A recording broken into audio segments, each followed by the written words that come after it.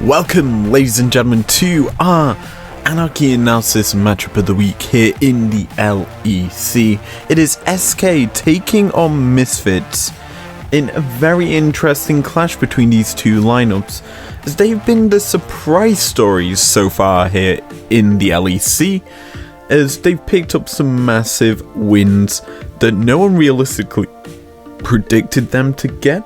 And as well as that, they've looked very, very strong as teams that could be challengers for top 4 in playoffs, maybe. Now, without further ado, let us get into our Game 1 draft, as there's no real need to ramble on about these two lineups. So, we enter the pick and bans for this game. And it's actually very interesting because SK are on blue side, Misfits are on the red side, and we kick off with a lot of big bans.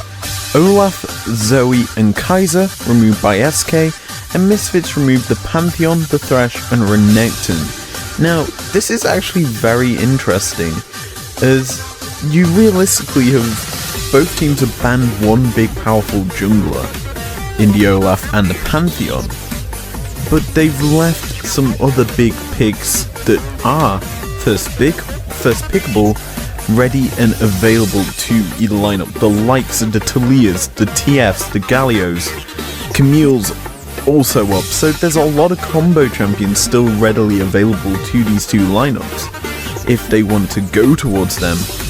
But I'm honestly surprised to see the Zoe ban. I know VTO had a very good performance day 1 on that pick against Fnatic, but Zoe is very hard punishable because of the fact that she locks herself in place when she goes for her portal jump, so she's very exposed to damage, I would say.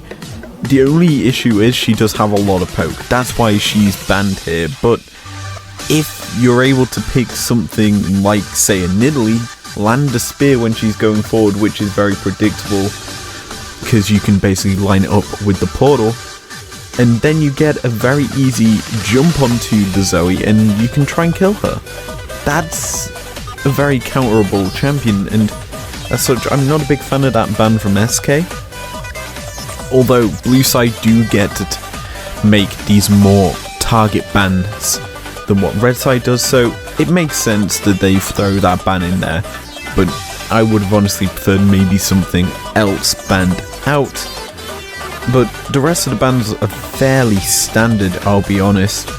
Just the likes of the Talia is readily and available to both lineups, because red side did not ban the OTP combination of Olaf, Talia and Pantheon, which we've seen through a lot of these games in the LEC, and to be fair, SK actually banned the Olaf out themselves, so there's that. Anyway, let's move into our first round of picks.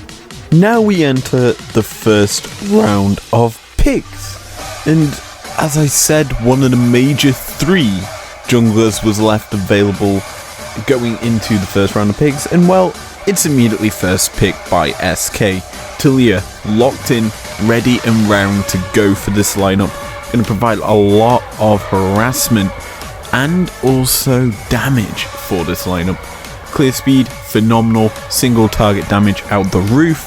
She's going to be one mean rock throwing woman in that jungle that's going to be hard to deal with if you're Misfits.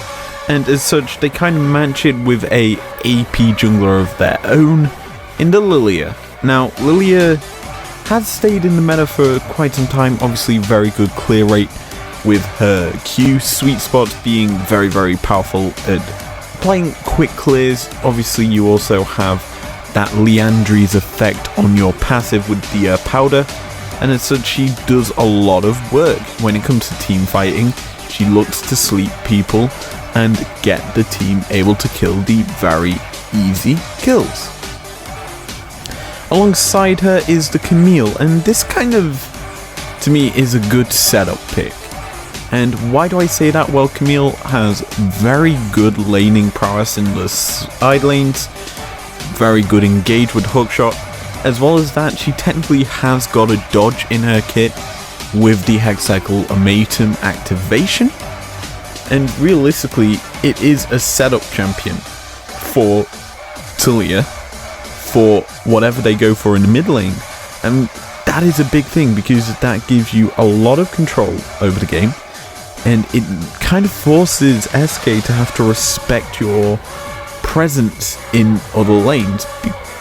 And that is something that you have to be very, very wary of.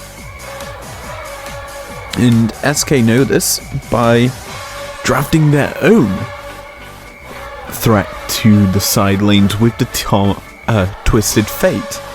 He is going to be very powerful because he can just roam very easily if he's able to get his lane pushed. He also provides a point-click stun, very powerful in the current League of Legends state because it guarantees a kill almost 90% of the time, I would say. And in the LEC, I do believe this thing is undefeated this year with like an 8-0 record, and that is a big thing to note. Last lock-in though for SK in the first phase is something we don't tend to see too often, but it is kind of one of these picks that you do see into a Camille. It is not the Jax which would have been expected here, it is instead the Volibear. So you're kind of trying to match the duelist in the top lane with your very own duelist. Now that is a big thing to note, as it will be very easy, I would honestly say, for a Volibear to out-damage the Camille and fight, also providing that kind of diving the turret power with his ultimate to lock them and shut them down, which will allow the likes of the Talia and TF to just come up top, dive whoever's in the top lane at that time under turret very easily, and then get a free easy kill, and then can possibly transition that down to a Herald, get turret plating off of the Herald. Yeah, you can see the plan for the early game being laid out very nicely for SK. And that is a big thing to note, because if you can see how a plan is formed right now, Misfits probably are going to have to draft something that can respond to it, or kind of make a similar sort of reaction. And they do make a responsive pickup. Galio, locked into the mid lane / support role. It is flexible, obviously. And I like this because it means that if they do go for that top play that I was suggesting with the Volley, the Talia and the TF, they have something that can just use the hero's entrance, put a magic shield, which is huge considering TF and Talia, the mid laner and the jungle, are roaming heavy champions that are both AP, so having the hero's entrance to match that is a huge thing, because the magic shield gained from that ultimate is huge, plus that mega stun, especially considering the fact you have a Camille, so you do have that Camille Galio combination where you hex stack Ultimatum, logging the target in a grid, and then you drop the hero's entrance on top of it, knocking them up for a guaranteed stun. Overall, I honestly feel this is a fairly even draft so far. I do feel though SK got the slight lead with the amount of roam potential they have, though Misfits have drafted quite responsive for looking for picks. And as such, going into this second ban phase, a lot of focus will be on that bot lane, as supports technically do need to be locked in. I know Misfits technically have that flex of the Galio, but ADCs aren't locked in for either lineup, and they will be focused more than likely for bans in this phase. So we enter our second ban phase, and to me, as I said, a lot of ADCs will be banned. Kalista, Xayah, Senna and MF all removed from the pool. And that puts you down to basically 3 available ADCs that I can think of that 4 that have been played during any pro league this year. And these bans do make sense. You remove basically the top tier ADCs. Other than that, there would be basically Jhin, Aphelios, Vayne, Ezreal. Ezreal is not that good anymore, but they're the top 4 ADCs that I can think of that have been played during a pro league. And honestly, the top of that tier I would say would be the Jhin, as Aphelios won't have any safety because there is no Thresh. That being said, he was banned, so Aphelios drops down in priority. You've then got the likes of the Vayne, who would work well into, say, the Jhin, using that Kraken Slayer combined with the Silver Bolts. It's a big, powerful champion that hasn't realistically seen a lot of play, but when it's played, it does do a lot of damage and a lot of work. And the final part of pick and ban is kicked in here as we see lock-ins for Misfits. The first pickup is that Jhin. And honestly, that makes a lot of sense because Jhin can just be a menace. He is one of these big, powerful champions that you do tend to see him go towards either the Kraken Slayer or the Gale Force for movement options. He does tons of damage when them 4th shots, and realistically is a big threat. Something that Misfits need, honestly, because looking at the rest of the team, the Camille and the Lilia would be the 2 biggest damage dealers on their side for how they've drafted, and Jhin will kind of add a bit more damage to the lineup going into the likes of the TF and the Volley, who will be pumping out a lot of damage on their own as I'm yawning in the midst of a recording. What do SK respond with though? That's the next question that we need to look at. They need their entire bot lane here, and the support pool hasn't been pinched at all realistically in this game. Only Thresh and technically Pantheon have been banned out, and as such you have to look at this and say, well, they go for something that makes a lot of sense.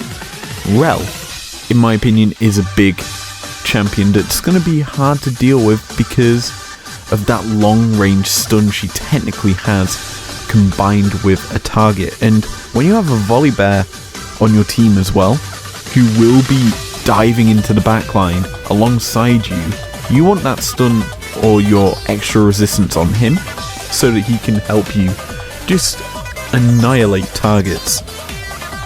And that is why I like this Rel pick quite a lot, because she's got a dive buddy to basically set up for the rest of these very engage heavy champions on the side of SK and give them a bit of protection.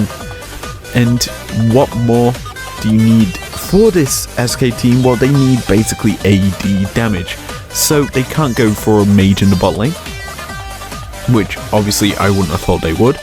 They go for something that works, in my opinion, incredibly well into a Jhin, the Vayne. And I explained how Vayne works with her item. I just think that she works very well against Jhin, who is very immobile in terms of his kit. She's going to be able to try and dance around him and pump out the damage needed, especially considering the last lock-in in the game's a Yone, meaning that it is a Galio support, and Galio support with a Vayne is going to be quite a interesting thing, because the taunt of the Galio needs to be perfect on the Vayne if she is to be killed off, because otherwise she'll probably just tumble away from him and either just use her E to put him into a wall and annihilate his health bar. That being said, Yone is what I would say a very nice pickup for Misfits. It provides them more AD, which is something I don't think they need. But honestly, it makes sense for them to go for this because it is a dive-heavy threat. You combine it with the Camille and the Galio. They want to just dive past the frontliners of SK and get into that backline and pump out a ton of damage. Whether or not they're able to, that is yet to be seen. And in my opinion, I don't like Yone. I would have preferred maybe a control mage or something that can provide a bit of shielding and more than just a Lilia for AP damage on this lineup. So they realistically could have gone for an Orianna, a Syndra for the mid lane, or even kept the Galio mid and had a engage heavy support like, I don't know, a Leona to go into the Rel, so you'd at least have a strong front line. Because right now, looking at this Misfits lineup, you've got Lilia, Camille, and Yone is your only 3 melee champion, and Galio, I would say. Basically, 4 of the 5 members on this Misfits lineup are pretty much melee champions. I know Lilia has a bit of range, but they're mostly melee champions here for Misfits. And that to me is an issue. They could have realistically gone for an Orianna or a Syndra, had a ranged mage, and done some more work and been able to kind of dissuade the engage from this SK lineup, because it is very easy to peel away from these champions. You just have, say, the Shockwave in a choke point, boom, they're not going to come near you, and you can just slow them down with your W on top of that. It would work incredibly well if they had gone for the Orianna or even a Syndra. That would have been, for me, better for Misfits, and instead we're seeing a Yone when we realistically don't need it when there's too much AD damage.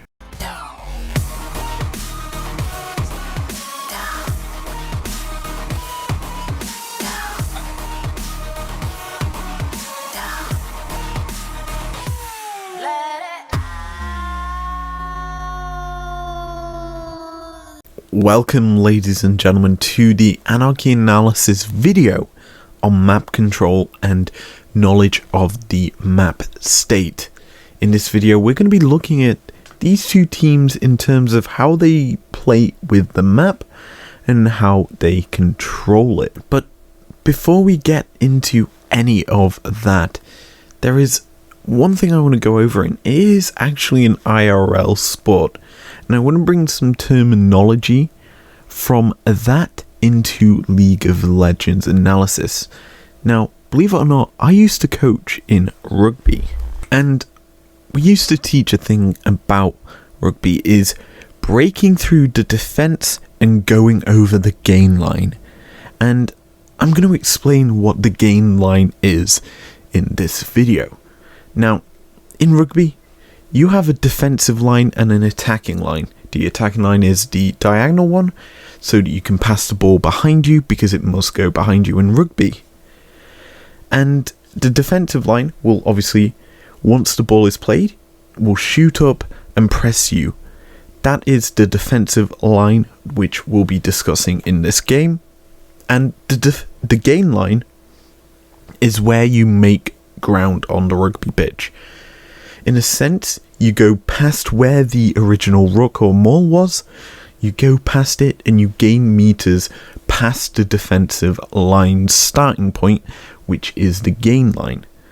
That is inevitable in rugby, and it's something that we can transition over to League of Legends. Now, on the map right now, this is the initial start of the game. As you can see, both teams are setting up a defensive line across their jungle.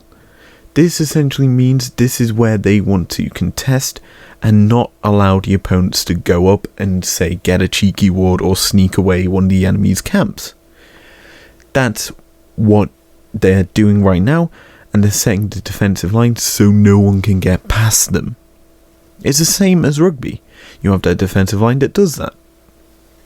Now, the gain line in rugby is slightly different to how it works in League of Legends, because in League of Legends, there is technically set gain line points through the entirety of the game, and these things are called turrets. These control how much of the map you can press and how the map is kind of laid out. In a sense, the first line, the tier 1 turrets, is the first gain line for all teams. You take down one of them, the gain line moves back a bit on that part of the map, and the rest of the turrets keep the same line. Granted, it is a bit skewed, obviously, because you can't have 2 turrets or 3 turrets falling at the exact same time, so there's always going to be a bit of a weird looking line. Now, the defensive line will always be sort of different depending on where the gain line is, obviously, and there's a lot of safety as to where it can be. Now, to start the game, both teams' gain line is obviously on the tier 1 turrets. Once they all fall, it's down to the tier 2 turrets, then it's the tier 3s. Technically, the inhibitor is a separate one, but you class that with the tier 3s, and then you have the Nexus turrets as the last gain line for the enemy team. And that's the same on either side of the map. Now, when we fast forward basically all of this and transition it over to the play we're kind of looking at here, you can see the defensive lines set up by each team is very different. And I'm going to say this now, this is where it gets very, and I do mean very, complicated, because we have a thing called wards in League of Legends. These are used to control map space and control what the enemies can and cannot see. You have control wards, you have normal wards, which are stealth wards, which give you vision.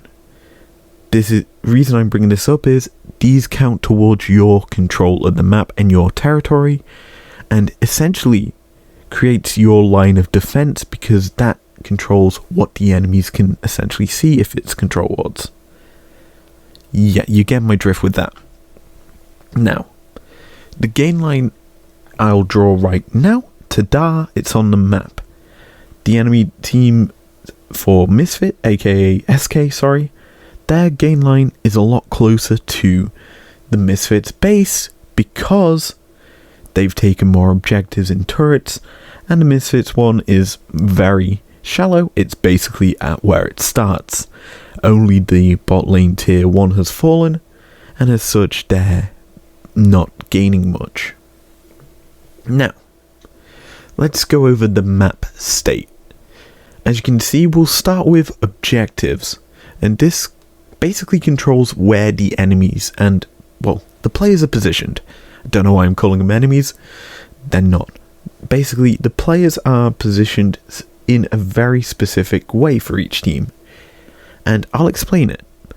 Objectives are where teams need to be, and at this point in the game, neither team is close to Drake Soul, and as such, Misfits giving up control of that, even though there is a Drake on the map for them to take, and as such they expect SK to take it, in which Talia is there starting it up.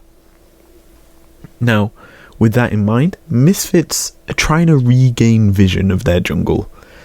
Because of the fact that the gain line for SK is past essentially the jungle of Misfits, that can be safely assumed is SK territory in both jungles, and you can see that with the vision wards being placed. Misfits realistically don't have that much territory on the map. Now, we can see this, so they're trying to reclaim their top half of the map, and this is huge because they expect SK to be down bottom half of the map, taking the free objective for themselves, and obviously they'll probably have a couple of defenders maybe expected to be there to kind of defend it. Defend the taker, I should say. That is not the case, but we'll get to that in a minute. Now, Misfits looking to get Vision into the Baron pit. This is because Baron is a big objective that can essentially win the game for SK as soon as they get it, because they've just been steamrolling through this Misfits lineup. Yeah, you can see where this is going. So they go to place Vision there. Now, obviously, you've got two people who aren't in the Misfits jungle on the top half of the map. You have Yone, who has TP and is clearing out the bot wave from his tier 2 turret, being very safe, I would say. And obviously with the TP, he can get to a fight across the map if one was to happen. Then you have Hirit, who is on the top half of the map. He thinks he is safe because obviously he expects SK to be bottom half of the map, taking the objective. He is pushing for the gain line. He is at it. He's taking the turret. And SK know fully well what he's doing, and as such they try to punish it. They immediately send the Vayne up there, and they force Camille back, and this is where the ensuing fight begins, as you just watch the response from every single member on each team just go all the way up to the top half of the map. It becomes a 5-on-5. Talia has gone straight from where the Drake is all the way up to the top half of the map, because she knows there's going to be a fight, and as such, when we see the engage come in for SK, they're able, with the gold advantage that they've gained and all the gain line gainage they've gone through, they just roll through the Misfits lineup, and from there, they take every single piece of Titinope on the map, and with it, they get the Baron, that's including that, they get the Misfits tier 2s that are left unavailable, and they get the game off of a very dominant display against the Misfits lineup. Now, that is this team fight basically broken down. Or I say team fight, we didn't really look at a team fight as much, we looked at map control and the map state more than anything. And with that, we need to give something that I want to do, and I've done in every video so far. It is a final analysis on each team. Starting with SK, let's start with them. In essence, I feel that they're a very good squad. In coming into this year, I figured they'd be a 10th place squad, but they're doing incredibly well as a lineup. They've used essentially Treats and Genex as their, I would say, leaders, and making sure that these rookies that are coming into the LEC are performing well, and that is a big thing to note because you don't expect that to happen. And it is amazing that SK is showing up as and when, and is doing very well. Now, obviously, I didn't think Misfits would be doing as well as they are too. And yes, they have slipped in a few games, obviously, but they still managed to decimate some of their opponents and do very good work in it. Whereas SK just slightly doing better. And that is evident in this game. You could see how the SK lineup wants to play, and I honestly feel they kind of won out in the draft more than what Misfits did, and realistically were able to play through their draft more than anything. Anyway, that is going to be it for this video. If you've enjoyed this one, leave a like down below. I know it's been a bit more informative than any, and I will see you guys next time.